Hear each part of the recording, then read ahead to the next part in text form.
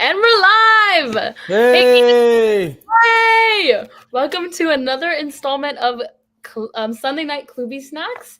I Okay. am Abby Klubeck, co-author of this book, and this is my dad. Where's your banner? Oh, my banner. Oh, okay. Here we go. My banner. Hey, hey, Jeffrey hey. Klubeck, my father, and co-author of this amazing book with me. Yeah. Happy Father's Day, everyone. To everyone out there, happy Father's Day. Let's get that out Yes. of the way. Yeah.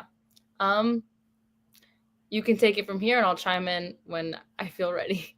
Okay. All right. Well, just to set the scene, right? Sunday night Klooby Snacks. We got 52 of these, so we do this every Sunday night all year long. And previous Get a Clue in 52 books, they were organized across 5 categories. But this is better because it's 4 categories. We got 4 baker's dozens. 4 times 13 equals 52. The most even divide among Clue. Anyway. So the idea is we started with loving flavored, 13 motivational quotes in loving flavored with my daughter's responses to them. And now we're in ego flavored. And this is interesting because tonight's number 24. Overall, it's the 24th week of the year. We're inching towards the midway point of the year. Where did 2025 go? Right? So week number 24, that means next week is the last Klooby Snack in this section that you respond to journal style. And then on number 26, I do the response to my own snack just to close out the baker's dozen before we move into the next one. But how do you feel about doing a review of the 10 snacks that preceded tonight? Because this is the 11th in this section. Yeah? I'm ready. All right. So, all right, here we go. So do you want me to screen share on them or you just want to roll through them? Change my my banner. Okay, because you've graduated. That's right. Congratulations. I'll change it next week. I promise. All right. So yeah, everybody, for anybody that's following out there, and Abigail graduated high school earlier this week, Thursday. So for us, Marianne and I, 2 down, 1 to go. Brody, our 12-year-old's next. But let me go ahead and we're gonna go ahead and get rid of that banner. All right. So go ahead, and for the loving flavored, do you want me to screen share on these, or do you want to just roll through them? Do the banners.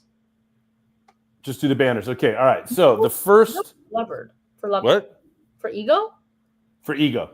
Okay, you said loving. I was like, we're going back. Oh no. We don't want to take the time to do that. All right, here we go. So first snack in this section. Yeah, number 14. Section we have surrender is not the same thing as defeat. All right. And then number 15. Ego defense is an emotional fight or flight response. Yeah. And then number 16. Our judgments are an aggressive form of ego defense. Yeah. 17. You cannot laugh at others if you cannot laugh at yourself. And if you love laughing at others, it's probably because you don't love yourself. Number 18. We are usually guilty of the accusations we project onto others. Mm-hmm. Yeah. 19.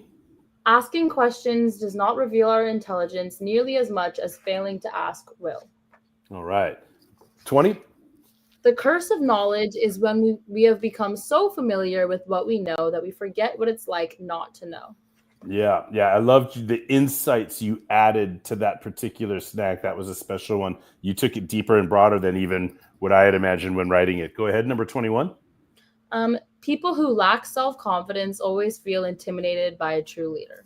Isn't that funny? This is the one snack that if we could go back, we would rewrite this one, right? I don't even know if I agree with this fully. It's certainly parts of it, but we've spent enough time talking about that before. Go ahead, one more, and then we're going to get to last week's. Yeah.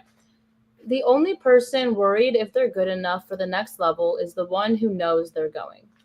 All right. And then last week, just to let everybody know, last week you weren't here because you were doing, you're involved in a lot of senior year activities and graduation season activities. And last week was one of them. But here's the snack that we covered last week, number 23.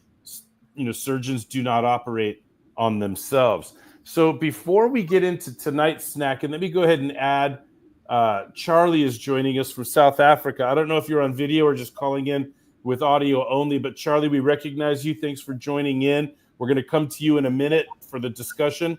But first, I'd like to ask Abby if you have any ideas or thoughts or expressions that you'd like to share on Klooby Snack number 23 before we get into tonight's Klooby Snack number 24. And while we're going to, go ahead. Well, I was thinking about this actually, as we were setting up the call, because I looked at what last week's Klooby Snack was. And I was thinking about kind of just like the biases that we have, that mean the uncontrollable biases that we have on situations that come from our experiences and whatnot, and how these biases kind of put a lens on or like filter our thoughts, the way we view things. And like in regards to like advice, like when I need advice for something, obviously I can just reflect myself and kind of like talk myself through what I think I should or shouldn't do. But I have my own like filters and whatnot of the situation, and then therefore my advice for myself or my plan of action will be like skewed and controlled by those filters, which is why it's nice to go to other people, not to rely on like just direction overall, but just to get advice and to get advice through these other filters that other than our own. So like the whole surgeons don't operate on ourselves. Like there's a reason why we shouldn't be fully relying on ourselves at all times. And I think one of them is like the filters in which we see things like that come from our individual experiences. You know what I mean? Yeah. And it's really like what we're asking people to do is look within, right? You know, it's the last place that people usually look, right? And the idea is like, that's why I like surgeons. I use specifically the example of surgeons. I could have said plumbers don't do their own plumbing, but that wouldn't have had the same meaning. You follow? It wouldn't have had the same impact, because plumbers probably do their own plumbing. You follow? Mm-hmm. You know, so what we're really talking about is even the experts that are capable of helping other people with their expertise, because of what you just said, the autobiographical filters, the autobiographical ego defense, the autobiographical self-preservation will dilute that expertise if and when applied to ourselves, right? So I think it's fascinating that you're aware of another thing that you're bringing up. Really is like, you know, there's a couple of things. One is diversity, you know, diversity of perspectives, and one of the benefits of group communication is the differing perspectives that get brought out in the group, unless there's not a good leader that's just trying to ramrod everybody, right?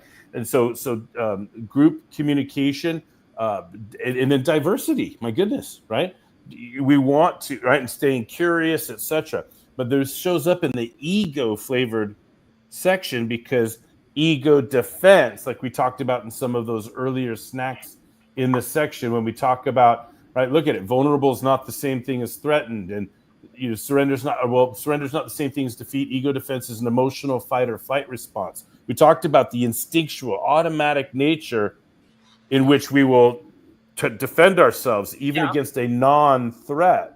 So with that automatic mechanism, the hard wiring we have to protect ourselves, how can we be vulnerable to any work that needs to be done on ourselves? How can we inflict what may be painful? Even if it's growing pain, it's instinctually pain that we'll want to avoid, right? So that's what we're calling into question, and we're trying to, lubricate, make it easy, right? Make it fun, reduce friction, to look within. So surgeons don't operate on themselves. So you put it nicely earlier when you said you want that outside, and now we're talking about critical thinking, the difference between objective and subjective. You're aware that your perceptions are subjective. You may like them, you may be right, but you're smart to get other perspectives and then make your decisions, right?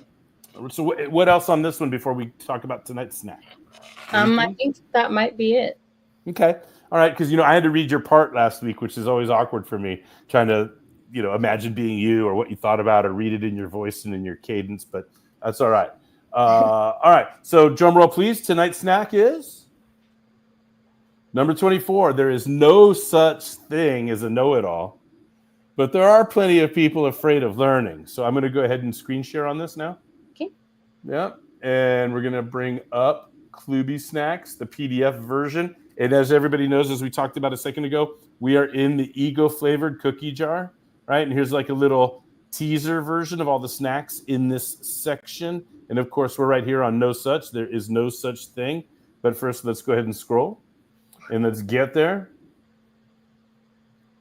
And their surgeons do not operate on themselves last week, which brings us to this week. Go ahead, Abby. Hit it. Okay.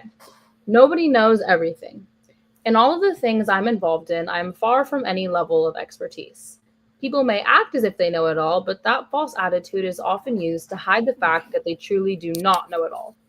Those are the people who are afraid of learning. Pretending to know everything prevents you from having to learn more. I often do this with my dad when he's trying to give me a life lesson of some sort, and I refute everything he says with an "I know, Dad." Wait. I'm sorry. I know, Dad. Okay, I go know, ahead. Dad. I know, Dad. Okay, go ahead. Being a 17-year-old girl, I can't possibly know it all. I've only ever lived at home with my parents, constantly receiving endless support from both of them. Though I am leaving home for college soon, really soon, I have yet to experience the hardships of leaving home. I don't know what it's like to have a daughter. I don't know what it's like to maintain a marriage. I don't know what it's like to have a career that my family depends on. Among all the things that I am, a daughter, a friend, an actor, a staff writer, and soon to be author, now author, there are so many things I am not, one of those being a know-it-all.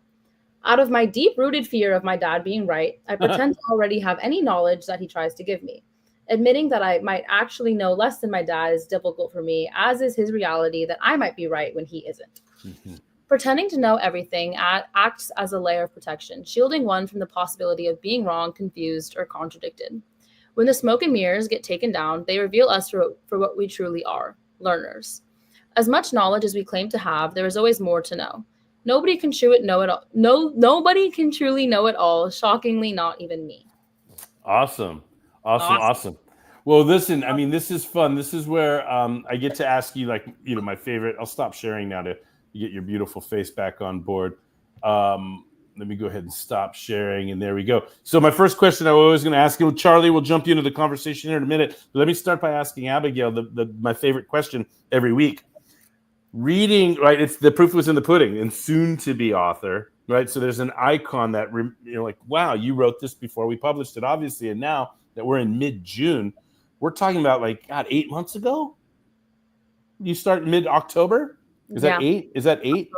I don't know how many months it is, but it was a long time. Well, I'm going to go ahead and I'm a communication guy, so I have math envy, but I'm going to go ahead and say you started working on this 8 months ago. Even 7 months ago is a long time, right?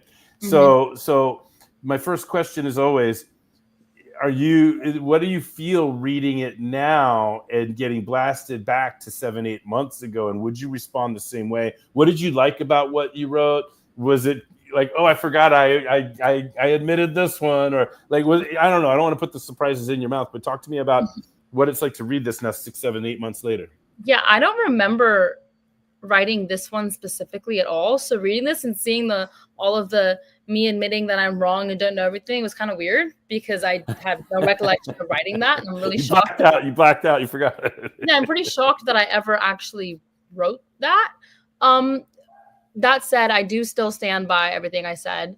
And it is kind of weird thinking about, like, how long ago this was and how much more I know now than I did then, and how much less I knew then compared to what I know now. In regards to the book, in regards to just life, or if it's the college process and all, like, there's all these things that I've learned so much about now, and I still don't know everything about, but I've learned so much about now that I'm like, wow, I didn't know so much, like, more stuff, like, back then. But I do stand by everything I said. And the whole, like, pretending to know it all, and, like, the whole I know dad, even when I have literally no clue what you're talking about and I'm really confused, that I know dad, just to protect me from having to actually learn. I do think that I've gotten better at, like, putting my guard down and listening and admitting that I might actually not know, even if it's not verbally admitting, but just admitting through just listening. I do think that I've gotten better at this problem that I'm addressing here, but I think overall my viewpoint on it still stands, even though I'm really shocked that I wrote that. Well, talk to me more about why you're shocked you wrote it, because you still see yourself as a person that won't admit to playing games like that, or that level of I think self-preservation or ego defense. And by the way, this is, like, the interesting thing for me, right? Because you could imagine, this is when I talk about, oh, this book is healing. Like, you're like, oh, you forgot about that. Yeah, I'll never forget, because that was like maybe the first time you've ever been that honest with me. Yeah. And now the thing is, from a parent's perspective, and here it is Father's Day, right? And now, like, you say, oh, I've gotten better at this over time. Well, I think you trust me more, and I think you see me better than you did before. And, like, I think there's more room for you to understand that when I'm trying to teach or when I'm trying to share knowledge, yeah, I'll work hard at the packaging and try to match your pace on the packaging. But the knowledge itself is not a threat. Like, if your first instinct is like, hey, dad wants to help me right now, so yeah, I'll read what you wrote. Yeah, dad, I'll listen to what you have to say. Dad, I'll ask you about this, right? But, like, before, you thought that any knowledge that I had was going to be a criticism or a judgment or a punishment. Yeah. And so that's why I know dad, because you didn't want to get into what you preconceived was going to be a correction or a judgment or a right. And I think now, and let's hope it continues, it's not always going to be perfect, but now hopefully you see me in my voice as, hey, I want my girl to succeed out in the world. I got to give her everything I got, while I got the chance. And so with that lens, it's easier to then, you know what I mean? Step outside yourself and receive. But the thing is, I'm your dad, so I'm not the most objective person in the world. That's why one of the things that I learned, and shout out to Erin Langs, I don't know if she's out there right now, but she's like with AIM, mental health, and I talked to you, she got the program installed at Westview, right? One of the things I learned from her, just to keep it simple, is that, and this is, you guys don't trust us. You guys don't trust adults. Like, we are the last friggin' people you want to talk to. We're the ones that screwed up the world. We're the ones whose flaws you've seen. We're the ones that don't understand what you're going through. We're the ones that and here we are thinking, hey, we know everything. Just come to us.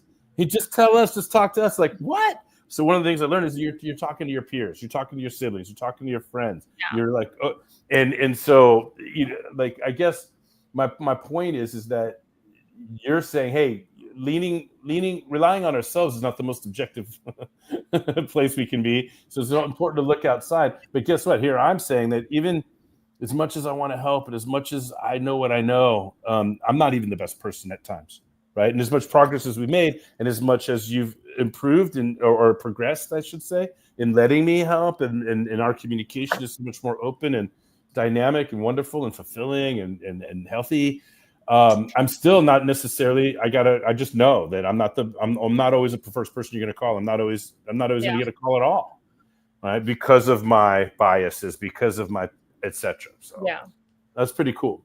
Just real quick, across the bottom of the screen, everybody can see tinyurl.com/KloobySnack24. Next week it's going to be 25. Last week it was 23. Are you with us? So if you want to come on board live, like Charlie is from South Africa, or like others have in the past, that's the simple link mechanism if you want to get in on the conversation. Not that we expect throngs of people on Father's Day, of course. Sunday night, 8 p.m. Pacific time is a pretty, unique time. We don't expect tons of traffic. But what else, Abigail? What else about today's snack, this week's snack, this idea of no such thing as a know-it-all, but there are plenty of people afraid of learning? I don't know. I really worded this one great. I was okay. Obviously, I was shocked by what I said, but I'm impressed with this and the idea that like saying you know it all and pretending to already have whatever knowledge that you're trying to avoid gaining, but like saying you know it all, not protects you, but prevents you from these opportunities to learn, and it closes you off.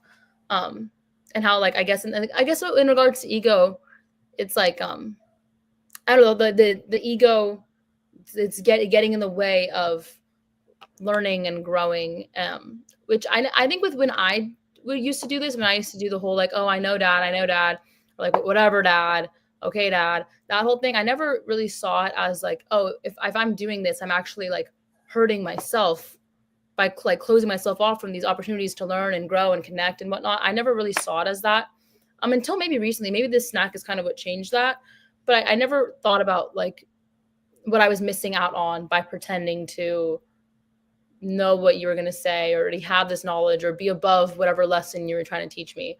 So I think it is interesting and important to note the ways in which you're harming yourself by pretending to be better than or above something, which I didn't really think about until, Yeah. Well, I mean, the fact that you're able to say that at 17 years old is mind-boggling. Right? It's mind-boggling because, and again, it comes back to, this is ego flavored, right? And it comes back to the snacks that we laid out at the beginning of this section. Ego defense, automatic. We are hardwired to protect ourselves. And even growing pain is pain. Yeah.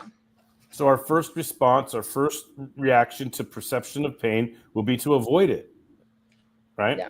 And you say very maturely, wow, I didn't realize back then. Back then, you just thought that you did know. You just thought that dad was being whatever adjective you needed to project onto me to justify not listening, right? And now, in your maturity, 7 months later, in your wisdom, 7 months later, you realize, oh my God, I mean, I don't know. Let me just ask you, how's the quality of your life since hanging out with Klooby and rocking some Klooby? I've been doing great.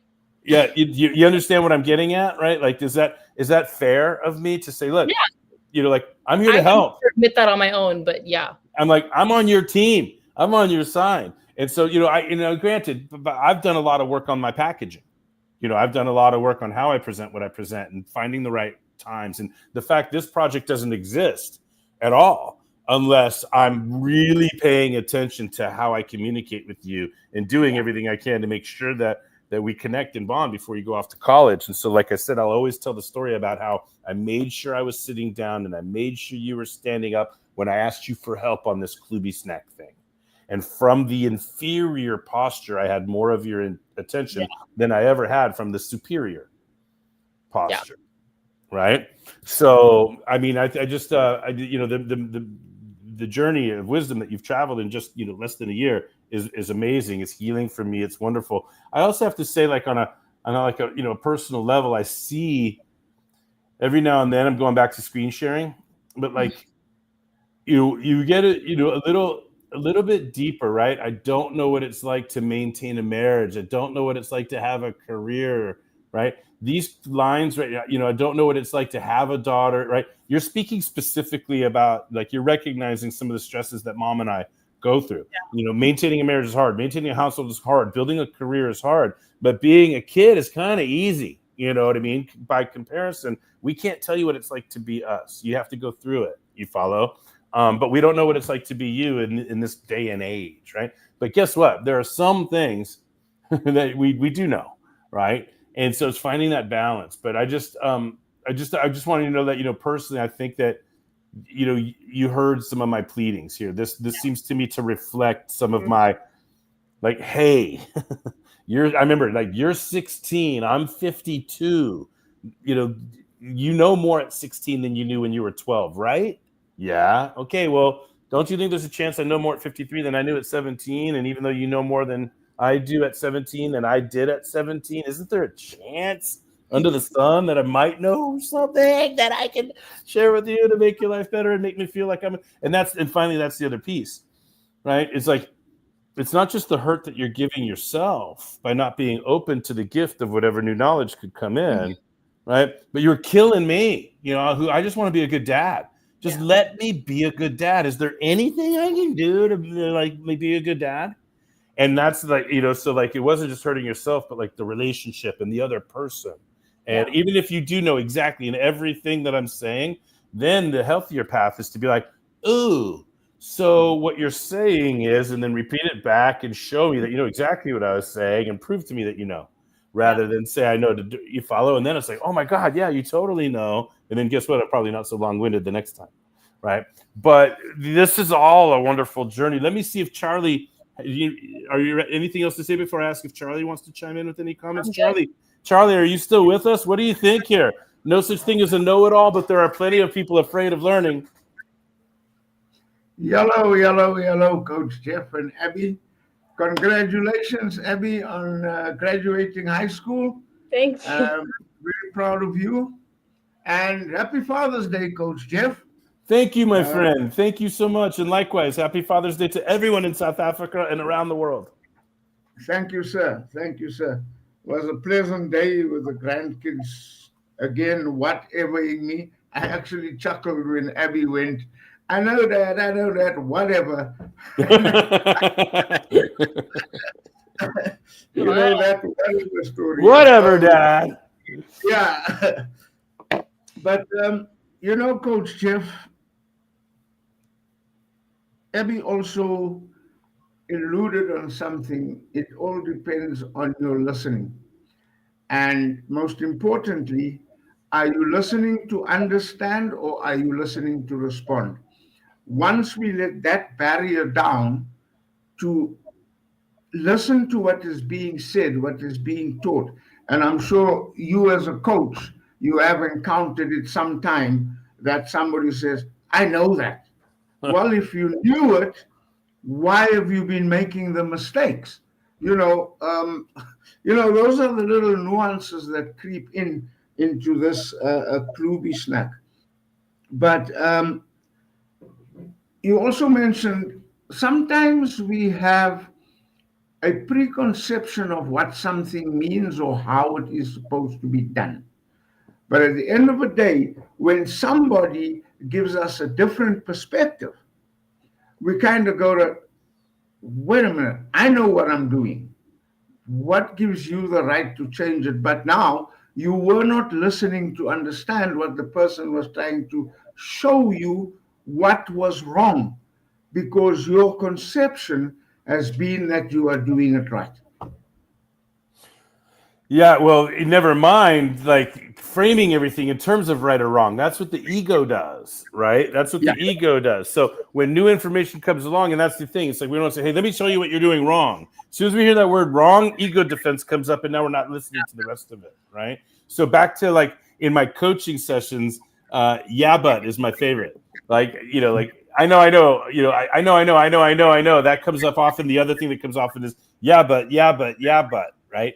So the yeah, but it negates and it shifts and it protects, right? So there's a lot of things that I hear in coaching in the process of trying to hold up the mirror or ask the questions that guide people to see what they need to see. But on this Klooby Snack, right? I'm gonna draw some attention to and ask Abby to come back into the conversation here. Like let's have a little bit of fun with the wordsmithing, right? Because the Klooby Snacks are a function of this gift that I've been told I have of wordsmithing and phraseology and putting things together.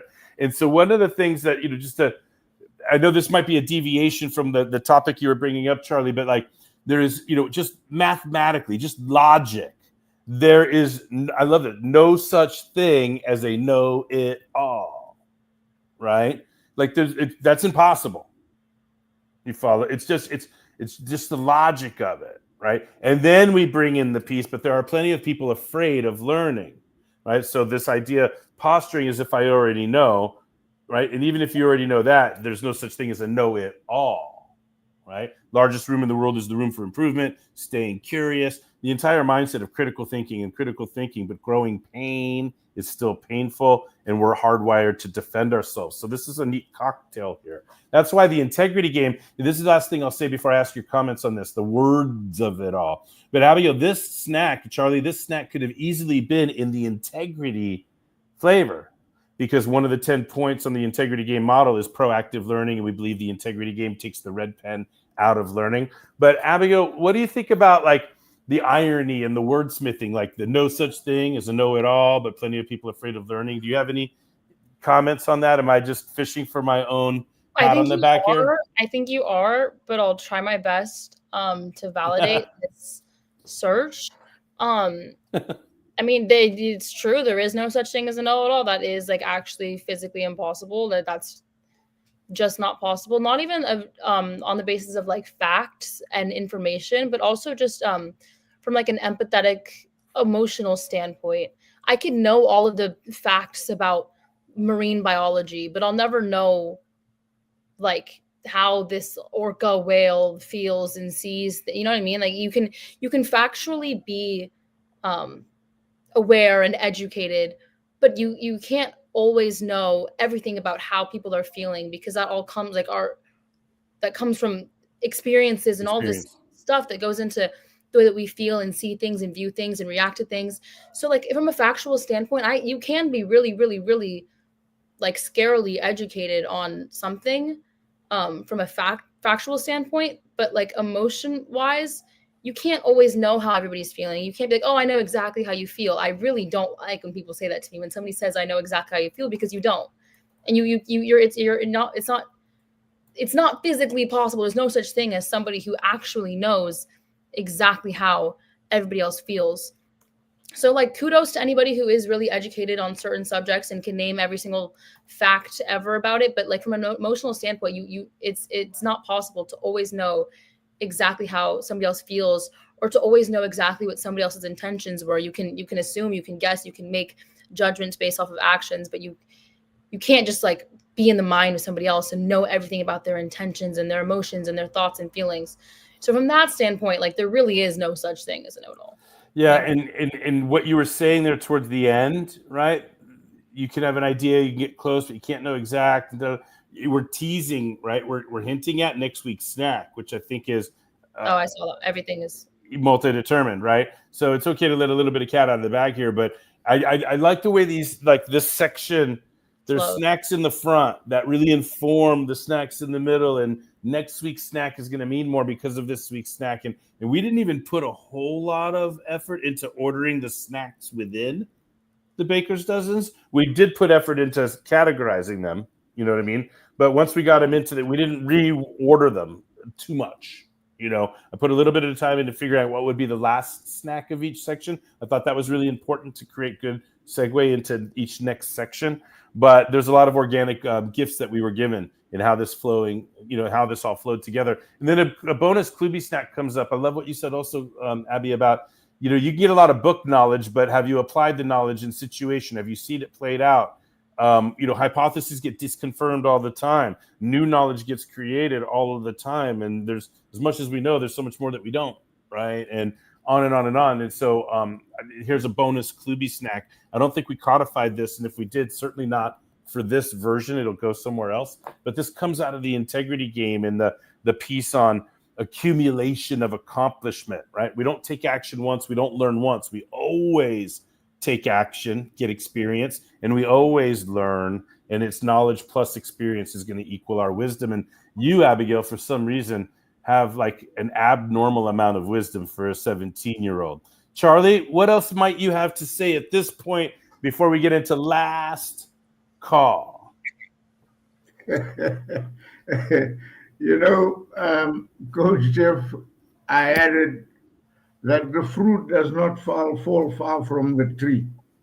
Abby has sort of got the same tendencies of using and stringing words together, similar to you, but you know, you are wordsmith par excellence.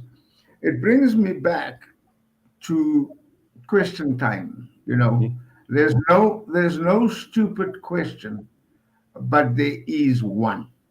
It's very contradictory. And this one as well might be just as contradictory. There's no one that knows it all. But then there's someone who's just afraid of learning.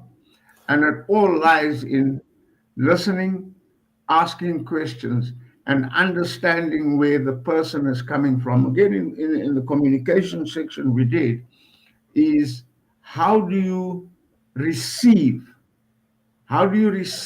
what the person is saying to you? Go ahead, Coach Jeff.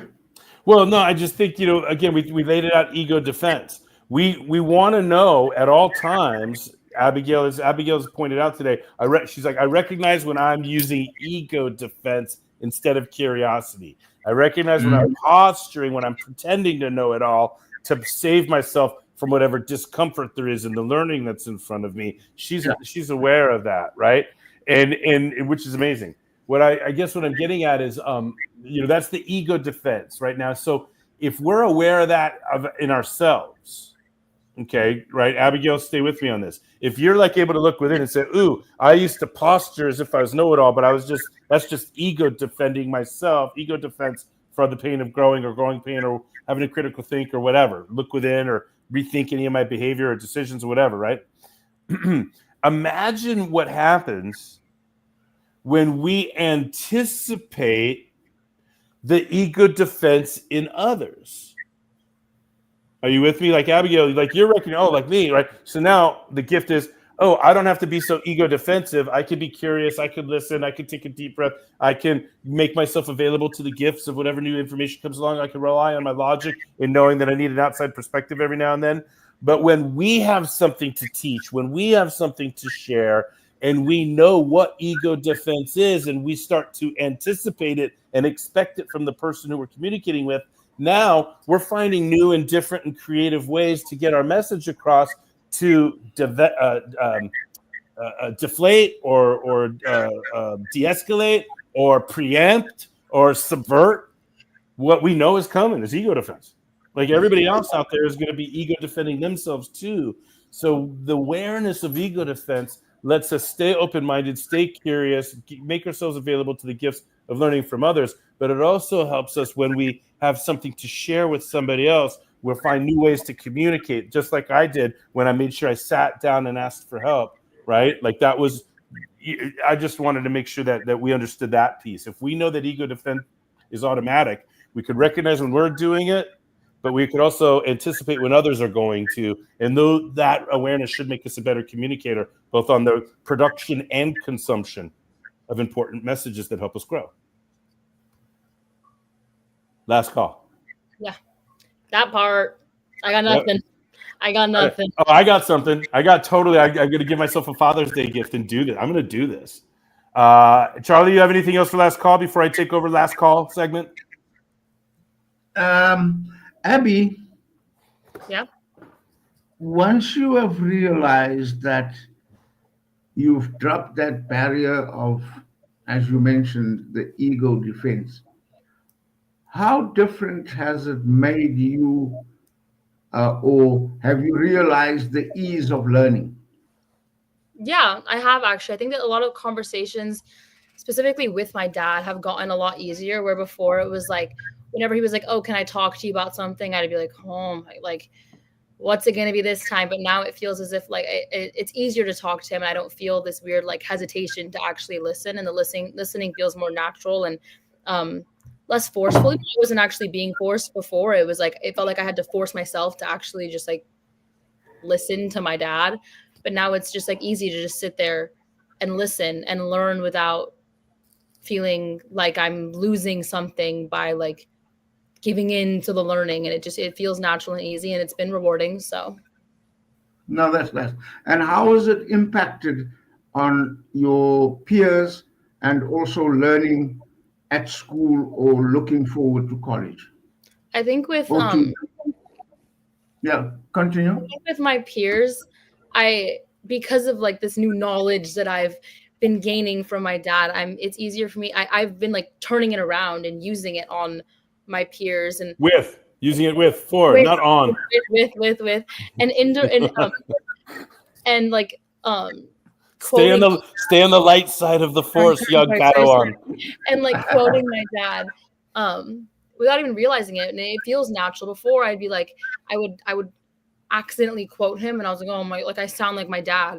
But I'm like, oh, now I'm like, oh, I got that from my dad. Like, yeah, they're like, oh, that's good. And I'm like, yeah, I got that from my dad. So I've been able to freely like apply this knowledge on myself, but also with people in my life, and spread the knowledge and share the love.